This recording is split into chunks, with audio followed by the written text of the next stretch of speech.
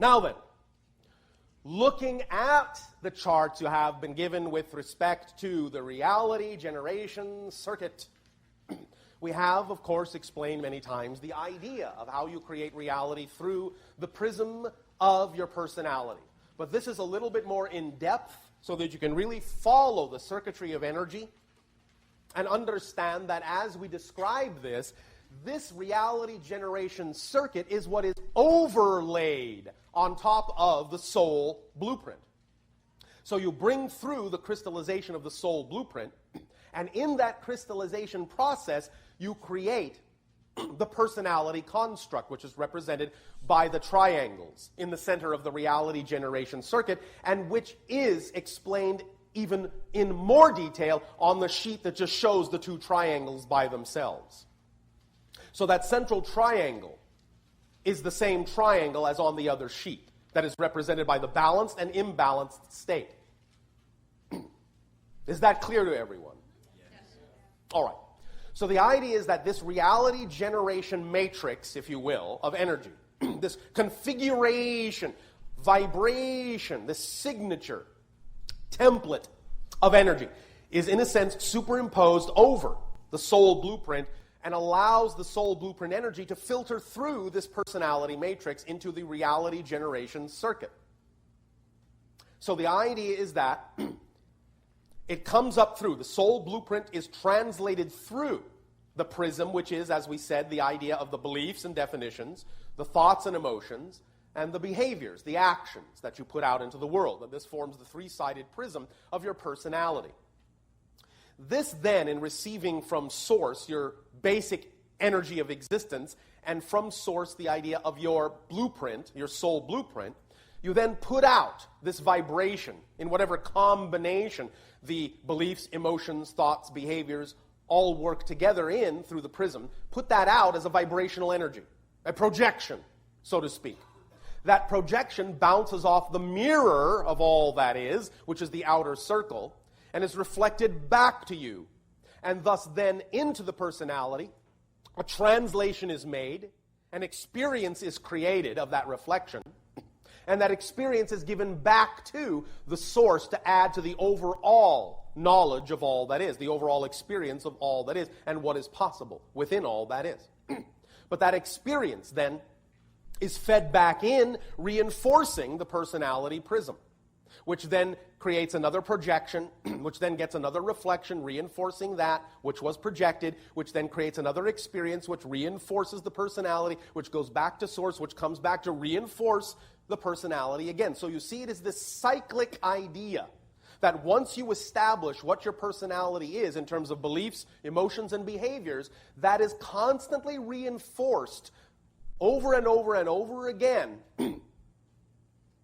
And unless you yourself can get to the center of that prism by balancing the beliefs, the emotions, and the behaviors, it is difficult then, and has been difficult for you to tap into the fact, more directly back into the soul blueprint, to remember that this personality is not really who you are fundamentally, and that you always have a choice to short-circuit that generation mechanism and start again with a new belief, a new idea, a new emotion, a new behavior, and create a new cycle in the reality generation circuit. Now, the reason it exists this way, and the reason it is so reinforcing in this way, is because if it were not built that way, if it were not structured that way, then you would not be able to experience fully any given belief. This is a deeper explanation of what we have said before when we talk about the fact that any particular definition or belief is always going to contain a self-reinforcing mechanism in order for you to understand that you have to have a full experience of that belief to the apparent exclusion of all other beliefs. And that's why sometimes you find it difficult to change your beliefs, because of this generational mechanism that reinforces whatever belief you originally focused on as being true. But now that we can illuminate the reality generation mechanism itself, and you can start to really see it in your mind as a circuit path, you can begin to also include the ability to short-circuit that anytime you want by grounding yourself straight from the center of your personality prism right back down to the soul blueprint level, short-circuit the effect, short-circuit the belief, and come back up to the surface with a pause, a neutral state, and say, all right, wait a minute. Let's reinvent from the ground up.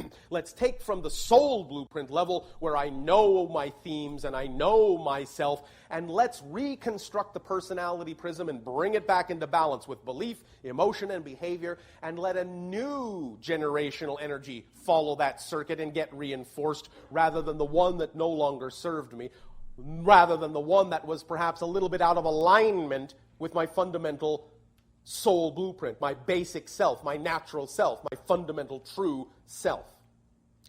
Because in the earth reality experience and in physical reality in general, because physical reality can only be experienced in a linear space-time framework, that's the definition of physical reality, linear space-time framework, because you have created an experience that involves space and time, this is why when you create the soul blueprint and then the personality overlay, time and space can actually cause these things to drift out of alignment over time.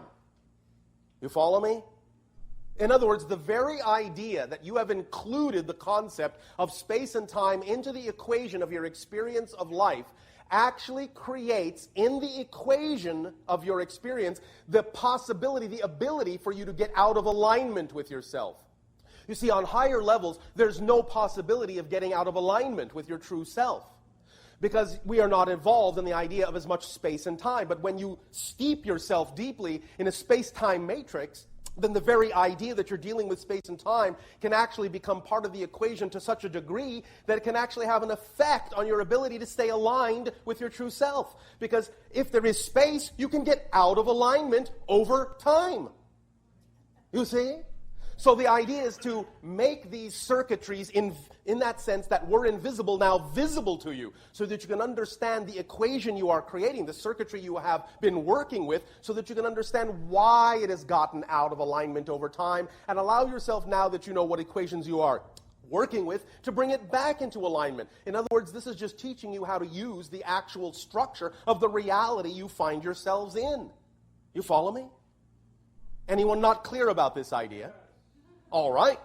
Would you just give an example of the projection reflection experience, that circuit with a concrete example that we might follow along with? Well, projection and reflection really are nothing more than the idea what you get back. In other words, what you believe most strongly to be true is what you actually see reflected to you in your physical reality. Does that make sense? Yeah. Yes? Yes. That's what I mean by projection reflection. Now, it isn't always necessarily a one-to-one reflection in the sense of, well, if I see someone come into my life who is a very mean and vindictive person, that doesn't mean I am a mean, vindictive person, that I'm putting out mean, vindictive vibrations in order to attract a mean, vindictive person. It can mean that, but what it usually means is that the idea of what you put out creates the possibility, creates the probability, creates the space and the atmosphere into which such a person might come, so that you can get out of that interaction whatever it is you need to get out of it for your own purposes, for the exploration of your own theme. So it is still an issue of having projected and then gotten a reflection, but you have to determine what the reflection means for you. In other words, you have to put the meaning into the reflection that you prefer to have in order for you to get out of it what you prefer to get out of it. Does that make sense? But the kind of reflection you get is the kind that you needed to attract in order to give you the proper opportunity to do what you need to do with it. Make sense? Or else it can go out of alignment. Or else it can go out of alignment. And the idea is that misalignment itself is the product of the fact that you are dealing with a delay factor, that you're dealing with a time-space delay factor between the projection and the reflection. So that you don't know you've attracted it in that sense, because it seems to be coming to you autonomously. And you don't necessarily feel, in that sense, the idea that you yourself are out of alignment with your fundamental self because you don't remember it, because it's been so long since you felt connected to it. So space and time actually play a part in the equation of your inability often to see what is transparently before you in terms of what you're creating, because that factor itself places time and distance between the initiation and the manifestation. Does that make sense? Now, on one hand, the idea is that it is actually fundamentally very quick, very automatic. Obviously, if it were not, there would be gaps in your reality experience. Because in that sense, obviously, as soon as you put out, you do instantly get back. But what I am talking about, the delay factor is in your ability to recognize that that's what's happening. Because you are creating so many requirements of plugging in and so many requirements of needing an association. In other words, the mechanism is so overlaid by space-time equations that it is invisible to you and you can't understand your connection to it. You've buried the mechanism in a space-time matrix, and so you don't see the direct connection between you and the manifestation, even though it's happening instantaneously. You don't see it because your perceptual ability is slowed down by space-time. Not that the manifestation is slowed down, your perceptual ability of your relationship to the manifestation is slowed down. Does that make sense? Yes? Yes. Anyone still not clear about this?